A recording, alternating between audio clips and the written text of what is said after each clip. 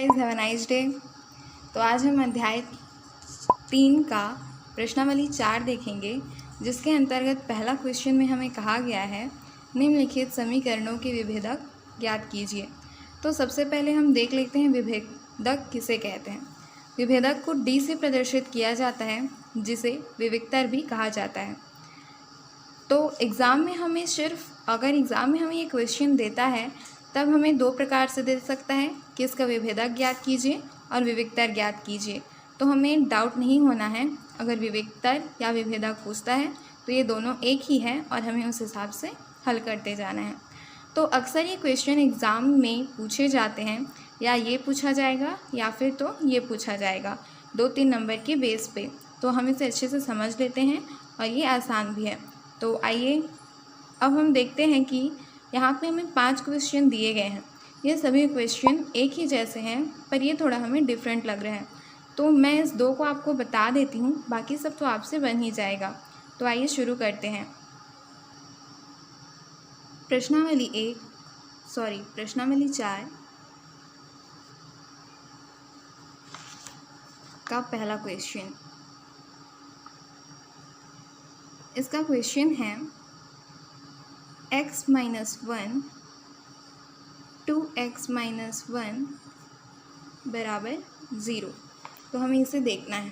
तो यहाँ पे हमें ये तो दे दिया गया है और ये इसके 2 गुणनखंड है। तो सबसे पहले हमें इसे समीकरण बनाना होगा और समीकरण बनाने के लिए हमें इसका गुणा करना होगा। तो यहाँ पे हल दिया गया है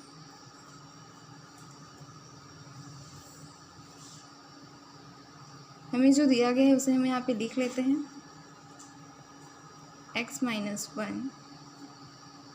2x - 1 = 0।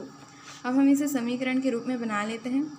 हम जानते हैं कि जब हम इसे समीकरण के रूप में हल करते हैं, हम पहले भी पढ़ चुके हैं, x का 2x - 1 से एक बार गुणा करेंगे और -1 का 2x - 1 से, तब हमारा समीकरण बन जाएगा। तो जब हम x का 2x से गुणा करते हैं तब यहाँ पे क्या हो जाएगा 2x का स्क्वायर, और x का -1 से गुणा करेंगे तो -x। इसी तरह से जब हम -1 का इनसे गुणा करेंगे तो ये -2x हो जाएगा, और -1 का जब हम -1 से गुणा करते हैं तब यह माइनस माइनस प्लस और एक एकम 1 इस प्रकार से हो जाएगा। यहाँ पे 2x स्क्वायर का 2x स्क्वायर ही होगा। यहाँ पे x के 2 चर हैं, एक तो -x और -2x। तो हम जानते हैं कि माइनस और माइनस क्या होता है, प्लस होता है। तब हम इसे जोड़ेंगे, लेकिन चिन्ह यहाँ पे बड़ी संख्या में माइनस का है, तब यहाँ पे हम माइनस लगाएंगे और माइनस माइनस प्लस, तो ये हो जाएगा 3x + 1 = 0। अब यहाँ पे हमारे ये समीकरण हम बना चुके हैं। अब बारी है विभेदक ज्ञात करने की। तो मैंने आपको पहले भी बताया था कि विभेदक को डी से प्रदर्शित किया जाता है। तो हम जानते हैं कि d बराबर b² - 4ac। सबसे पहले तो हमने ये ध्यान में रखना है कि जब भी हम विभेदक को हल करते हैं तब हमें सबसे पहले इसकी मानक रूप से तुलना करनी होती है। अब ये मानक रूप क्या है, तो मानक रूप ax² + bx + c मानक रूप से समीकरण की तुलना करने पर, समीकरण की तुलना करने पर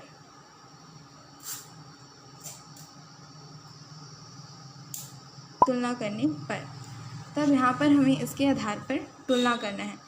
ये यहाँ पे ax² + bx + c और ठीक इसी तरह से 2x² - 3x + 1 = 0। यहाँ पे बराबर में 0 भी रहेगा।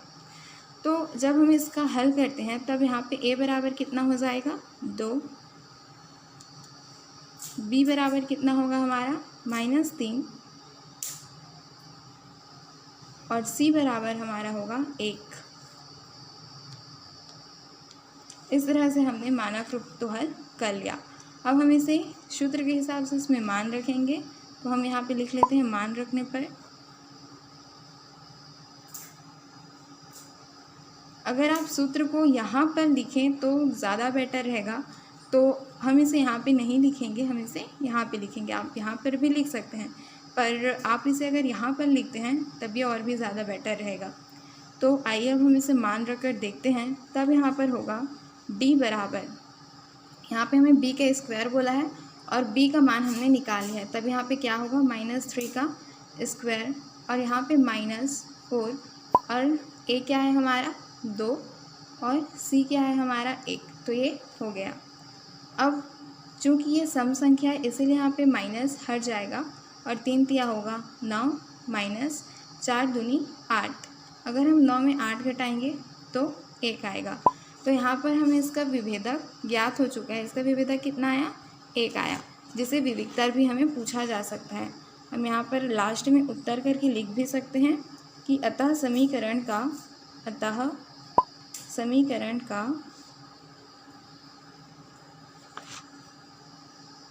विभेदक या विविक्तर 1 है, इस तरह से। तो आई होप कि ये क्वेश्चन आपको समझ में आ गया होगा। अब हम नेक्स्ट क्वेश्चन की ओर बढ़ते हैं, जिसमें हमें क्या कहा गया है, निम्नलिखित वर्ग समीकरणों के मूलों की प्रकृति ज्ञात कीजिए। सेम वही क्वेश्चन है, हमें भी इसमें विभेदक ज्ञात करना है, परंतु विभेदक ज्ञात करने के बाद हमें इसमें मूलों की प्रकृति भी बतानी है। तो ये मूलों की प्रकृति कैसी होती है, इसे मैं आपको सबसे पहले क्लियर कर देती हूँ। मूलों की प्रकृति,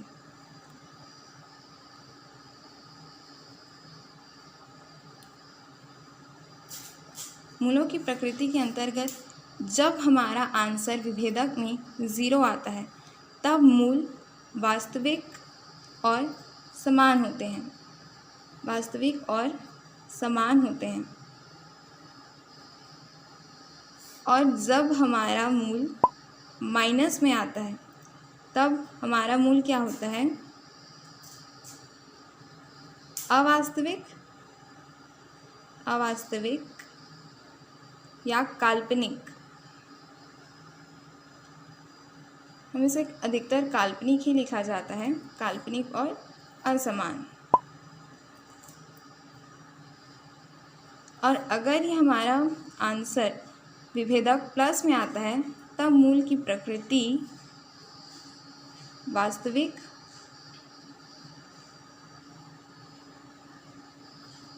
और असमान होगी।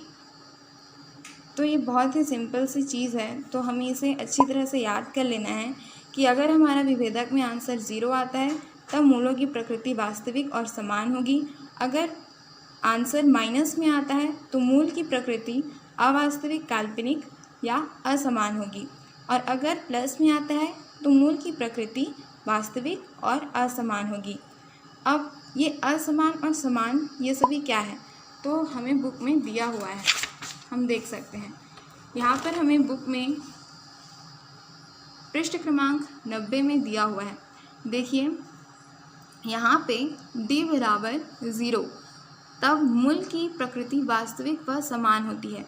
मतलब d बराबर यहाँ पे 0, जैसे कि हमने यहाँ पे 0 लिया, x बराबर -b प्लस माइनस z, क्योंकि ये d है तो हम यहाँ पे इसे 0 लिया है 2a। तब यहाँ पे हम देखते हैं कि जब हम इसे 0 लेते हैं तब प्लस या माइनस कुछ भी करें हमारा आंसर सेम आ रहा है, मतलब समान है। और अगर हम यहाँ पे देखते हैं जब हम प्लस लेते हैं तब हमारा आंसर यहाँ पर अलग आ रहा है, मतलब असमान है। इसीलिए जब हम प्लस लेते हैं तब यहाँ पे हमारा असमान होगा। जैसे कि हमने यहाँ पे 49 इस उदाहरण में दिया हुआ है कि यहाँ पे 49 लिया गया, तो यहाँ पे d बराबर 49 लिया गया, तब यहाँ पर लिखा हुआ है -b प्लस -7/2, क्योंकि 49 का वर्ग क्या होता है 7। तो यहाँ पे अब हम इसे एक बार प्लस के साथ लिया, एक बार माइनस के साथ लिया, तो इसके आंसर अलग अलग आ रहे हैं। तो प्लस लेने पर इसका मूल क्या हुआ, असमान हुआ। इसी तरह से जब हम इसमें माइनस लेते हैं तो जैसे कि 81 का हमारा हुआ 9, या फिर 81 भी लिख सकते हैं इसे। तो यहाँ पे x बराबर माइनस, तो ये प्लस, और यहाँ पे माइनस क्या तो यहाँ पर भी हमारा अलग अलग मतलब असमान आ रहे हैं। तो माइनस लेने पर भी ये हमारा असमान होगा, प्लस लेने पर भी असमान होगा, लेकिन हम देखते हैं ज़ीरो लेने पर ये हमारा समान ही आंसर आ रहा है कि क्योंकि अगर इसे मैं +0 लूँ तो भी ये -b/2a आएगा, और अगर मैं इसे माइनस में लूँ तब भी ये -b/2a, मतलब इसका आंसर समान है। तो इस आधार पे हम देख सकते हैं। क्वेश्चन 5वां देखते हैं। तो सबसे पहले हल और दिया गया है में हम समीकरण को लिख लेंगे। 3/5 x की घात 2 माइनस 2/3 x प्लस 1 बराबर 0। यहाँ पे हमारा मानक रूप है ax² plus bx plus c बराबर 0। तो इस मानक रूप से समीकरण की तुलना करने पर यहाँ पे हम पूरा लिखेंगे। अब a बराबर हमारा क्या होगा 3/5, b बराबर -2/3 आएगा, जिसे हम यहाँ पे लिख देंगे, और c बराबर 1 होगा। यहाँ पे d बराबर b² माइनस 4ac, b हमारा क्या है -2/3 का स्क्वायर, और 4ac हमारा, तो 4 को 4, और a क्या है 3/5, और c क्या है 1। यहाँ पे इस प्रकार से हम गुणा कर लेंगे। आगे हम देखते हैं, चूँकि ये सम संख्या में इसलिए माइनस चिन्ह हट जाएगा और इसका माइनस का कोई रोल नहीं रहेगा। 2 दूनी 4 और 3 तिया 9, तो यहाँ पे हमने लिख दिया -4 तिया 12 और 12 एकम 12, तो 12 और बटा में 5 लिख दिया। अब हम इसका तिर्यक गुणा कर सकते हैं। 5 चौक 20 और 12 निया 108, ये माइनस की माइनस, और 9 पंचे 45। 108 में जब हम 20 घटाएंगे तब ये 88 आएगा, और बट्टा में क्या होगा 45, तो -88/45। हम यहाँ पे अच्छे से हमें ये देखना है कि ये क्या है, इसकी मूल की प्रकृति क्या होगी माइनस, क्योंकि यहाँ पे बड़ी चिन्ह क्या है माइनस में, इसलिए हमने इसे माइनस लिया। ऋणात्मक है इसीलिए मूल की प्रकृति काल्पनिक व असमान होगी। ये हमें अच्छे से देखना है, चूँकि यह ऋणात्मक है इसीलिए मूल की प्रकृति काल्पनिक व असमान होगी, जो कि मैं पहले भी आपको समझा चुकी हूँ। तो आप उसे अच्छे से क्लियर कर लीजिए, ताकि आपका जो सामने वाला और भी स्टेप्स हैं वो अच्छे से क्लियर हो जाए और आपका डाउट भी क्लियर हो जाए।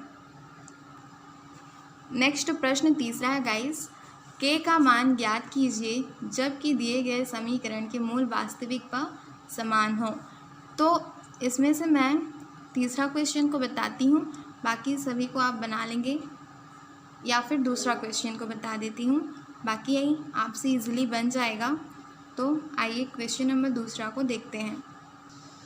तब इसमें हमारा क्वेश्चन है k का स्क्वायर -5x प्लस k बराबर 0 दिया गया है।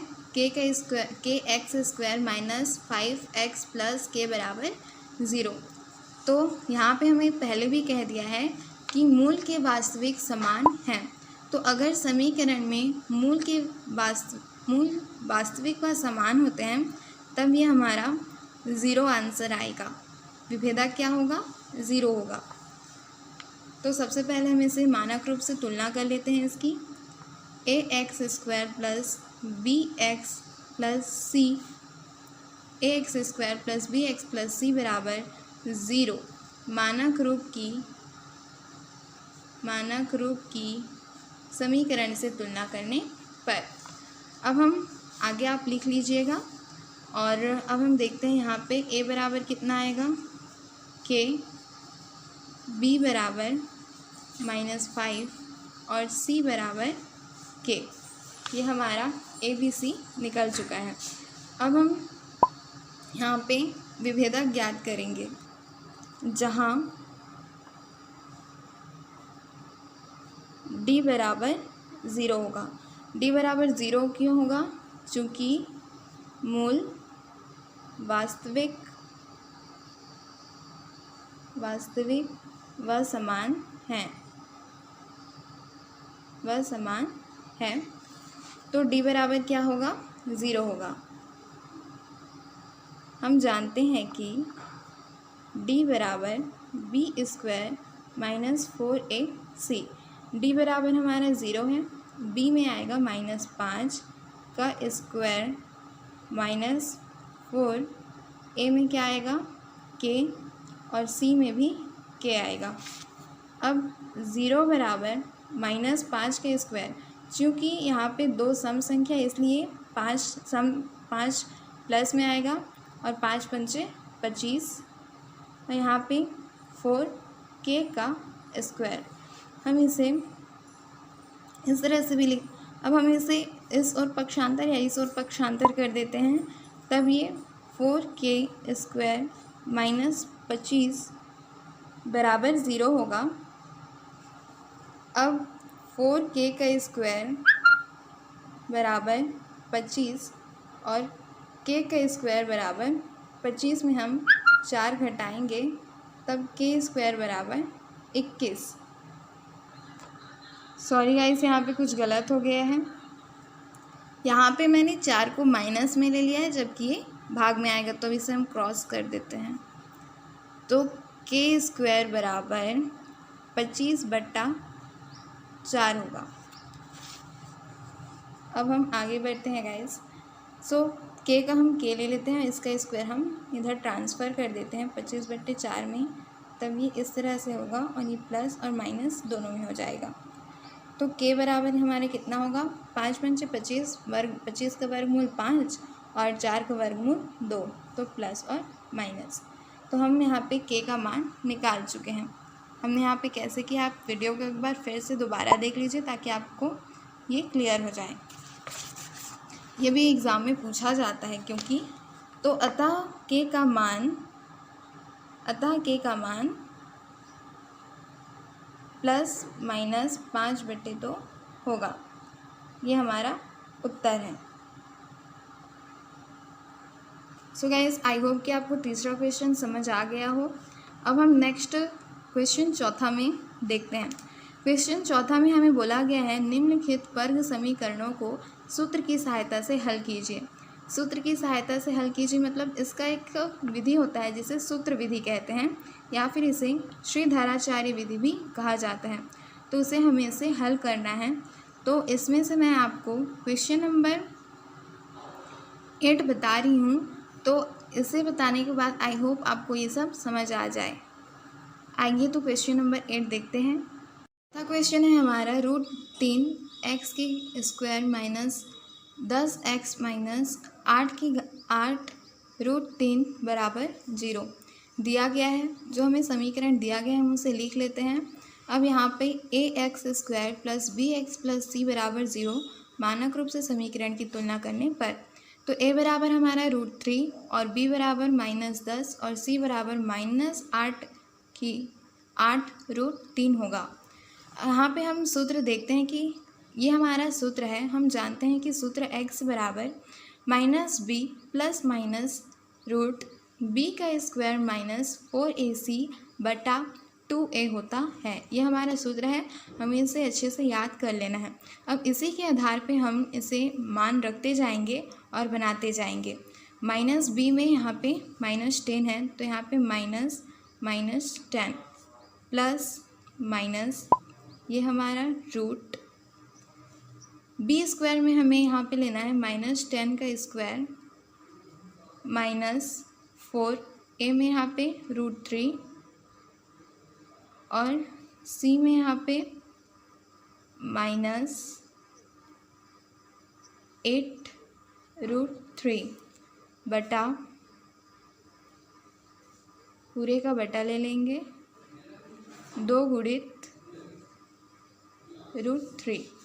अब हम आगे से हल करते हैं बराबर, यहाँ पे माइनस माइनस प्लस हो जाएगा, तब ये 10 हो जाएगा और प्लस माइनस यहाँ सम संख्या है इसीलिए ये सम संख्या में होगा और ये प्लस आ जाएगा। 10 का वर्ग हमारा होता है 100, तो ये 100 आएगा माइनस। अब हम देखते हैं यहाँ पे -4 और -8, तब यहाँ पे हमें ये गुणा में है इसलिए इसका गुणा होगा। तो -4 का जब -8 से गुणा होगा तब 4 8 चौक 32 और माइनस माइनस प्लस, तो ये 32 हो जाएगा और √3 और √3। तो हमें याद रखना है जब भी हम √3 और √3 का गुणा करते हैं तो इसका बराबर मान होता है 3, तो ये गुणित 3 में हो जाएगा और ये पूरे का रूट। बटा 2 की रूट 3 इस प्रकार से आएगा। आगे हम देखते हैं 10 प्लस माइनस 100। जब हम 32 का 3 में गुणा करेंगे तो 3 दूनी 6, 3 तिया 9, ये भी रूट में रहेगा। पूरे का बटा 2 की रूट 3। तो यहाँ पे 10 प्लस माइनस 100 का जब हम 96 के साथ गुणा करें प्लस करेंगे तो 196 आएगा। यहाँ पर भी 2 रूट 3 बराबर 10 प्लस माइनस 196 का वर्गमूल होता है 14, इसीलिए हम यहाँ पे 14 लिखेंगे और 2 रूट 3। प्लस चिन्ह लेने पर, तो यहाँ पे प्लस चिन्ह लेने पर x बराबर हमारा होगा 10 प्लस 14, 2 रूट 3, x बराबर 24, 2 रूट 3, 2 का हम 24 के साथ भाग करेंगे, 2 एकम 2, 12 दूनी 24, x बराबर 12 की रूट 3। ये हमारा प्लस चिन्ह लेने पर, हम यहाँ पे माइनस चिन्ह ले लेते हैं। माइनस चिन्ह लेने पर, माइनस चिन्ह लेने पर x बराबर 10 माइनस 14, 2 की रूट 3, x बराबर 10 में 14 गया तो 4 और 2 की रूट 3, 2 एकम 2, 2 दूनी 4, तो x बराबर हमारे कितना आया 2 रूट 3। तो यहाँ पे हमें दो मूल मिल चुके हैं। पहला तो 12 बटे रूट 3 और 2 बटे रूट 3, ये हमारा आंसर है। तो इसी तरह से आप सभी को बना लें। इसमें कुछ टिप्स मैं आपको बता देती हूँ जिससे आपको ये बनाने में आसानी होगी। क्वेश्चन नंबर 6वां, क्वेश्चन नंबर 6वां वैसे तो आसान है, पर यहाँ पे 4 शुरू दे दिया है, -11x बराबर 3x²। तो हम इसे अच्छे से जमा लेंगे। यहाँ पे 3x², तो इसे -11x को यहाँ पे हम पक्षांतर करके +11x और 4 को पक्षांतर करके -4 की तरह इसे समीकरण के रूप में जमा लेंगे, अर्थात इसे एक घटते क्रम में जमा लेंगे। और इसी तरह से प्रश्न 7वां है। यहाँ पे हमें 9x² - 4 दिया है और बराबर 0 में, तो यहाँ पे x उपस्थित है पर वो 0 है, तो हम यहाँ पर इसे खुद से लिख लेंगे 9x² + x - 4 और x का गुणांक क्या होगा 0। बाकी तो सभी सिंपल है, तो आप इसे बना लीजिए। अगर आपसे कोई भी क्वेश्चन नहीं बनता है तो हमें प्लीज़ कमेंट बॉक्स पे मैसेज कीजिए, हम दोबारा इसे आपको बनाकर सेंड करते हैं। Thank you.